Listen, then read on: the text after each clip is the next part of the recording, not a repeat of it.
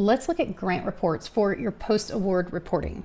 You can go to the grant reports page and see a list of all of your grant reports. You can see them by status, upcoming, in progress, or completed. Now, any grant report needs to be connected to a grant. So you'll always have that history and know which report it's connected to. Let's look at a grant report. On a grant report, I can see all of that important information related to that. If we go over here, this is where we'll choose what grant this is related to. And this is something that you always have to put in. Once you do that, it will show you the funder for that grant. You can also choose the user who's responsible for that grant report, and if needed, add any collaborators. Once you receive a grant, go ahead and enter in the grant report due date, even if it's a year from now.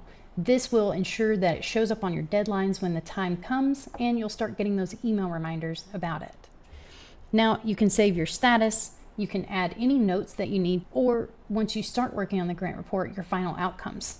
Now, something that we do in Grant Frog is once you connect this grant, if you've added your outcomes on the grant record, this will show on your expected outcomes section. This is really helpful when you're working on a grant report, when you don't really remember exactly what you asked for, what you said that your outcomes are going to be. So you can see those right here. It also just helps you monitor the progress of that grant as you go through to ensure that you're staying on track and your programs and projects are on track to be successful.